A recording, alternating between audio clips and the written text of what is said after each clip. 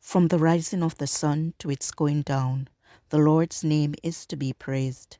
Let us open our hearts to his presence and listen for his voice in the stillness of this evening hour.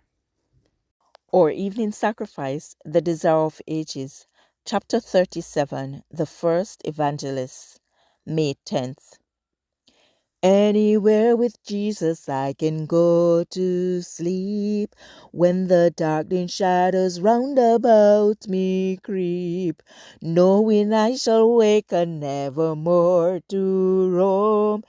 Anywhere with Jesus will be home, sweet home.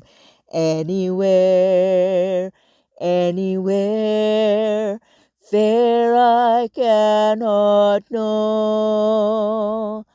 Anywhere with Jesus I can safely go. This chapter is based on Matthew 10, Mark 6, verse 7 to 11, and Luke 9, verse 1 to 6.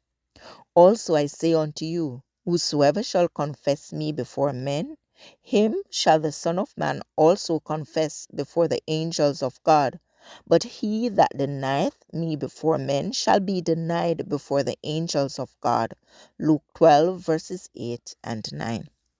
Jesus continues, as you confess me before men, so I will confess you before God and the holy angels. You are to be my witnesses upon earth, channels through which my grace can flow for the healing of the world.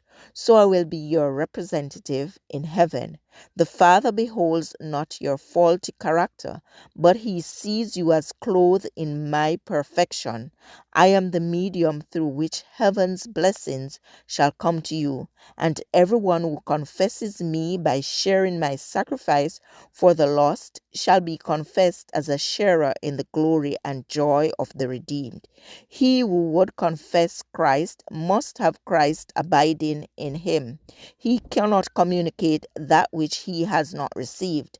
The disciples might speak fluently on doctrines, they might repeat the words of Christ himself, but unless they possessed Christ-like meekness and love, they were not confessing him. A spirit contrary to the Spirit of Christ would deny him, whatever the profession. Men may deny Christ by evil speaking, by foolish talking, by words that are untruthful or unkind.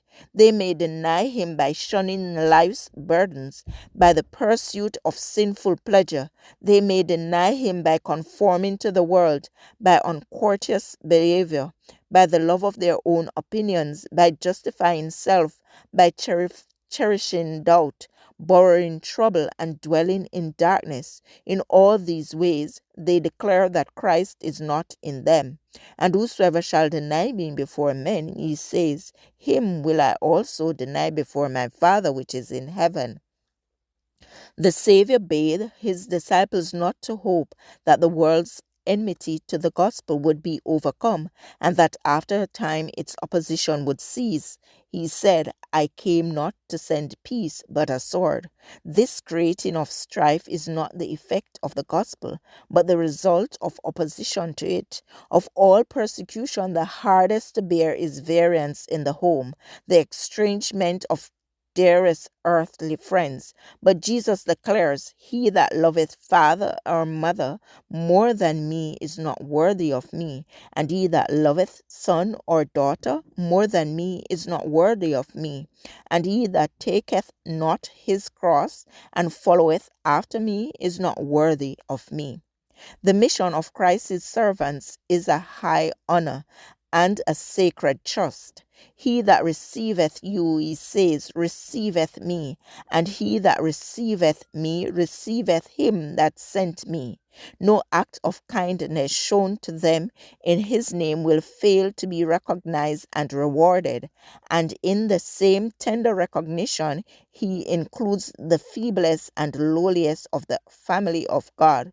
Whosoever shall give to drink unto me of these little ones, those who are as children in their faith and their knowledge of Christ, a cup of cold water only in the name of a disciple, verily I say unto you, he shall in no wise lose his reward. Thus the Savior ended his instruction.